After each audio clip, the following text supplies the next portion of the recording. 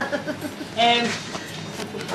I'm Maura Harrington. I'm a founder, member and spokesperson for Shelter C.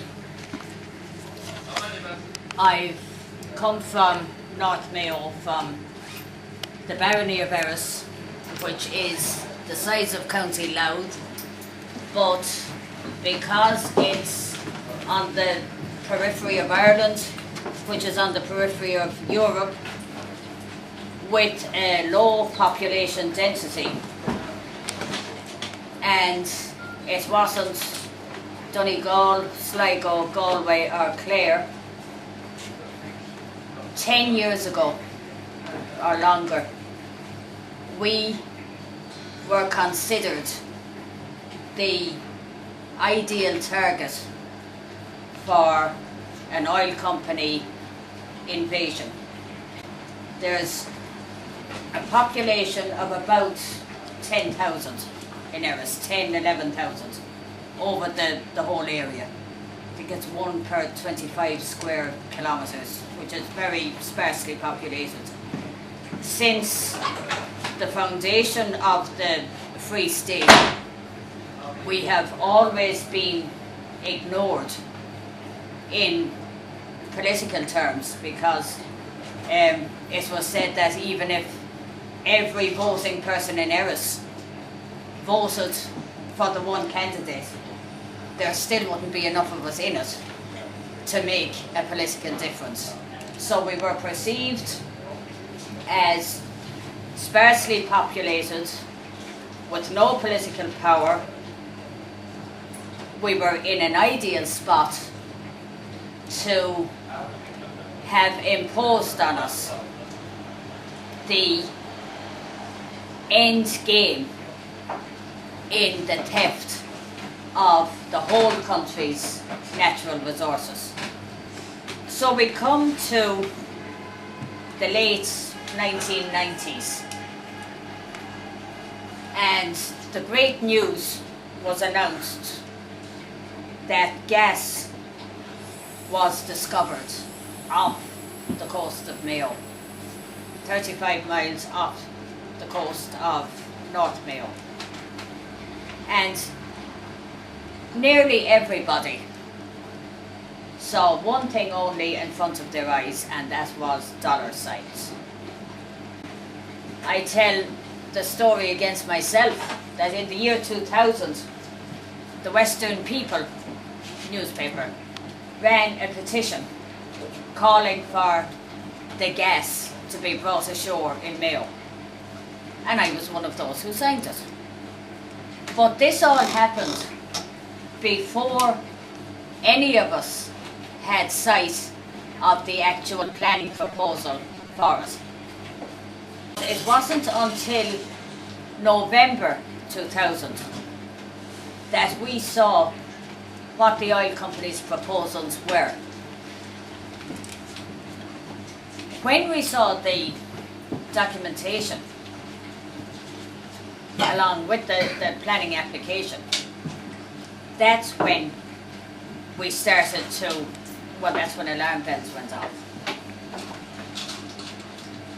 And again, 10 years ago, nobody down there, none of us, knew anything about pipelines. What the oil companies called consultation was a series of spin and presentation which they had during the year 2000. And the first one I went to, having heard of it by word of mouth, it wasn't that very well advertised, was in a local pub much like this. It was McGrath's in Thomas. And you went in, and there was a very nice woman greeting you and asking you to sign into it. So I signed a register, because I had a few questions at the time, very basic ones, asking them how this meeting had actually been advertised, and one question on what was their commitment to using unionised Irish labour. And as they say in Irish, law Shinguji and law and you. I'm still waiting for a reply to those few questions.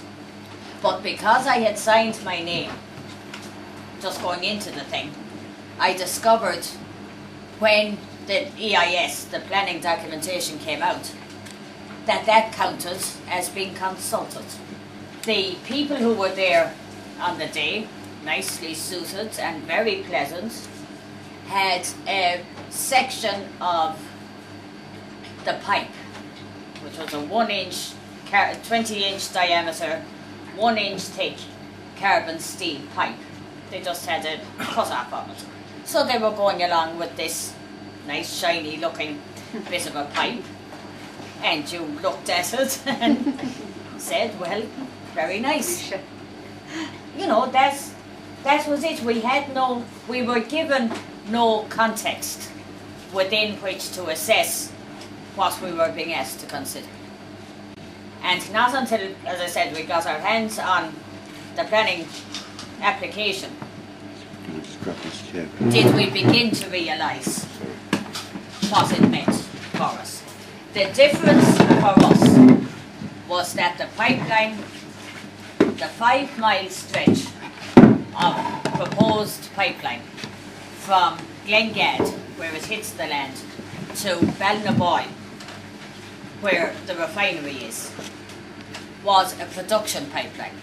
It was bringing the gas from the well at wellhead pressure. It didn't have any odorant added to it because that's only done at the refinery. So it was raw, odorless, high pressure gas. So it started off as a local issue. All politics is local, all issues begin in your own place. And it was the threat to our own place that galvanised us in the first place. But in learning about the threat to ourselves, we also learned that the whole oil and gas issue was rotten to the core. Because if you were being asked to lie back and think of Ireland in terms of this is a good thing and everybody in the country is going to benefit from it and it is in the common good,